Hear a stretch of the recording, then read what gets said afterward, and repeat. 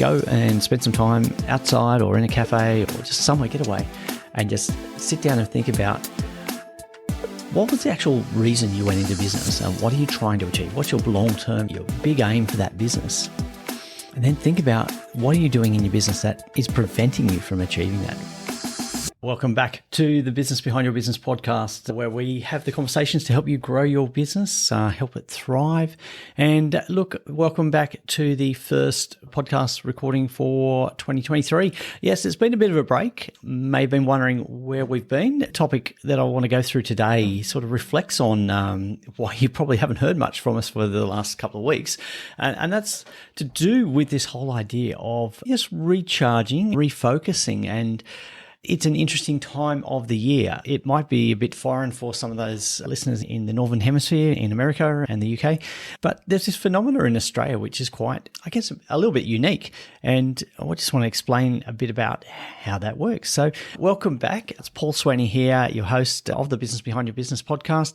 So just want to share what's been going on in our environment and what we've been through this beginning of 2023.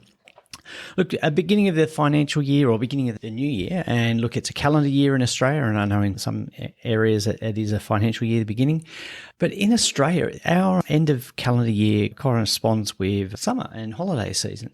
And that Christmas break it's very much a holiday mode. A lot of Australian businesses, a lot of Australian industries really go into that holiday mode. We have a 6-week school holiday period, and then we have the back to school start of a new school year starting in February. And we see a lot of people wind down and take extended holidays in that period. And in fact, I was explaining to someone recently about the annual leave system for full-time employees in Australia, where we have 4 weeks of annual leave, as opposed to some countries where they only have 2.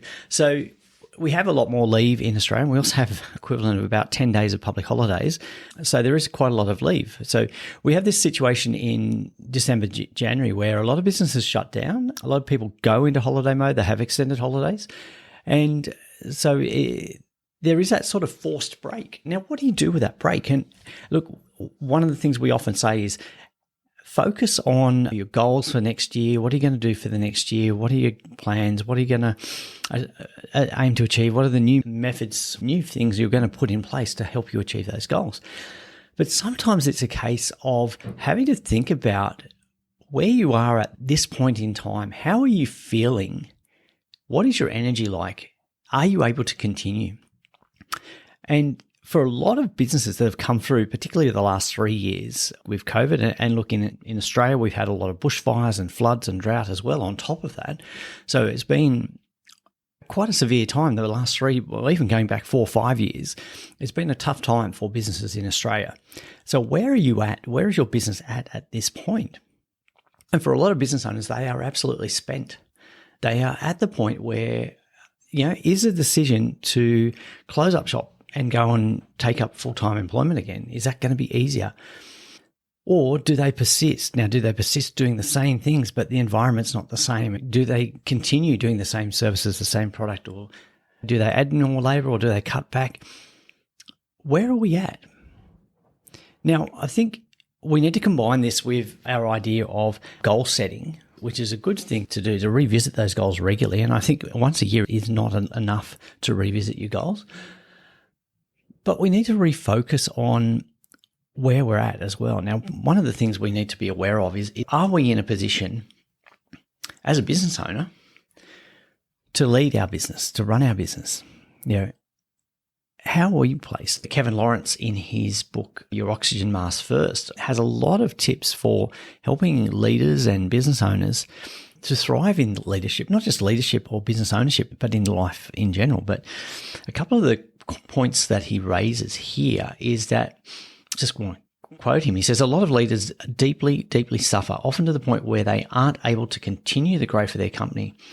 And your life might look great, but it won't feel great. So don't ignore your mind, body, and spirit. And you often hear this phrase that you can't pour out of an empty cup. So you can't pour if your cup is empty. So we need to figure out how we can maintain that abundance in your life, that you are full, that you've got energy and substance to pour out into your business and your family. So we need to figure out what is our sweet spot. Kevin gives a number of tips, but one of them is, like, what is your sweet spot? What is that stuff that really drives you, that you're passionate about? And his advice there is to let go of the stuff that doesn't give you passion, that isn't your strong suit. Spend 80% of your time and energy doing the things you love, and that way you'll love what you're doing, and that will reinvigorate you. That will re-energize your passion for your business. Another way to look at it, we've done a bit of gardening around our house to bring things back up to scratch. And having chatted to some of my landscape gardening friends, one of the best ways to really re-establish a thriving garden is to pull out all the rubbish. And in some cases, it's to pull it right back to the bare minimum where you just have the soil.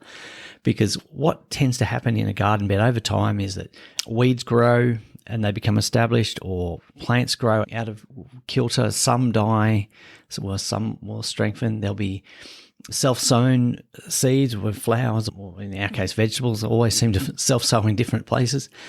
But the way to get your garden looking perfectly the way that you want it to is really to go back to scratch, cut things right back, pull out all the rubbish and start afresh and plan what your new garden is going to look like. And sometimes you find that you're actually having to cut back a lot more than you initially thought to get it into a position where you can have that strong, thriving, prosperous garden. I went to trim a hedge that was blocking some light and airflow into a window, and I ended up having to cut back way more than I thought I would, because as soon as I just started trying to trim it neatly and just get rid of the small bits that were annoying, it wasn't achieving the goal. The only way I could get it, the goal of actually improving the airflow and the light, was to cut it right back to a much smaller base and then get that tree or that hedge to grow from that to be a lot fuller, but not that straggly, unguided growth that we've been experiencing with that particular tree for a number of years.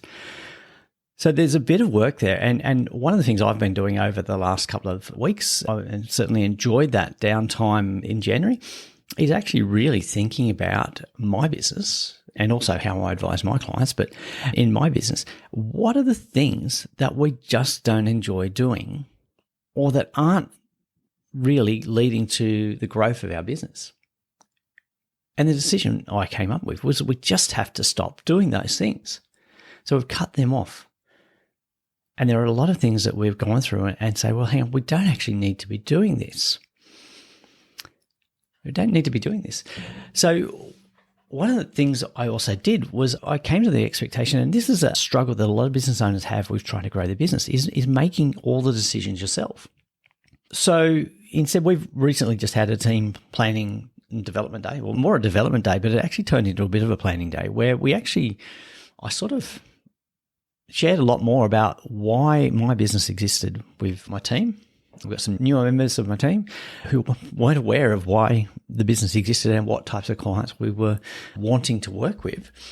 And I put out on the table what my goals were and what my targets were and what I really wanted the business to be achieving. And then through that discussion and looking at how we work and the types of clients that we're looking to work with, those team members came up with some great ideas of how we can actually achieve that in our business, how we can actually make this happen. One of the things we've got to let go of and that are getting in the way of us actually achieving those goals. That was really eye-opening to see those contributions. Now, these new team members are not experienced, and in fact, they're actually quite new to our industry, and they've only been with us less than 6 months. But they had a very fresh approach, and they could see that certain things that we were doing in the business weren't aligned with the long-term goals. Sometimes we need to get rid of things that are preventing us from doing the things that we really enjoy. And sometimes we need to step back. Well, actually, I think that's the problem a lot of business owners have, is not stepping back and using the skills and the input from your team and your advisors. Get that input and help you actually grow and focus on doing the things that are really what you do well, what you enjoy doing, and working with the people you enjoy working with. So, that's a bit of where we've come from. it's good to set goals. And look, we could spend a bit of time on goal setting. And I think goal setting itself is probably a topic that we'd want to handle on its own, not just with this. But I think the whole idea of refocusing, recharging, often we think that we go on holidays and we just forget about our business. But as a business owner, you know that that's not going to happen. You are going to be thinking about it. You are going to be thinking about what's going on. And you might be thinking about the issues that potentially are happening when you're not there. But I think instead of just focusing on the day-to-day transactions of what's going on in your business when you're not there, I think use that downtime, or even take time out if you haven't had a holiday. Go and spend some time outside or in a cafe or just somewhere, get away, and just sit down and think about what was the actual reason you went into business and what are you trying to achieve? What's your long-term, your big aim for that business? And then think about what are you doing in your business that is preventing you from achieving that? What are the things you're doing in your business that you don't enjoy? Are there particular types of customers that you have that you don't enjoy working with?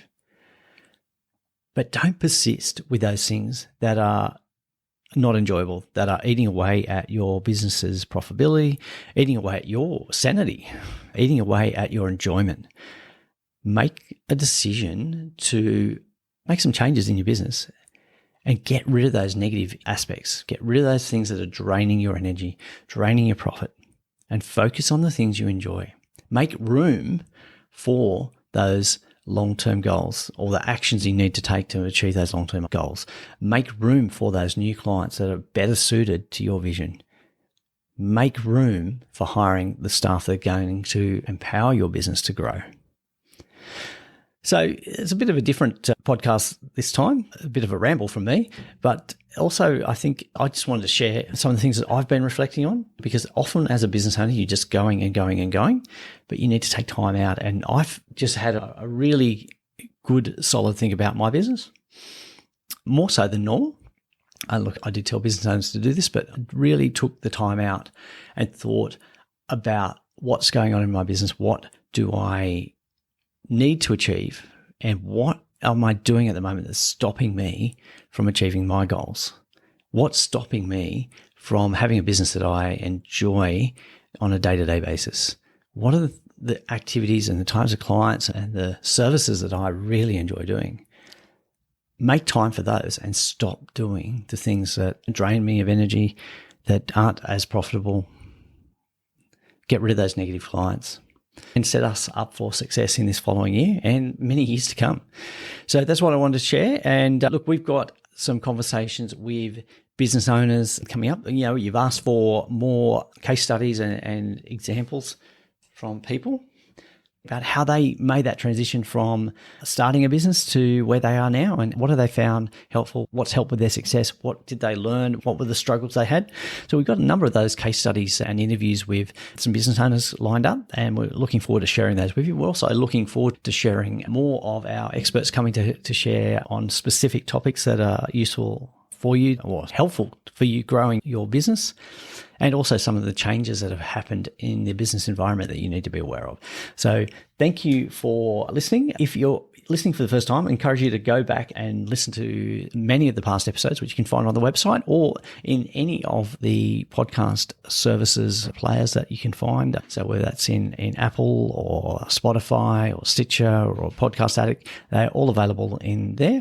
And if you have any questions, reach out to us at podcast@thebusinessbehindyourbusiness.com.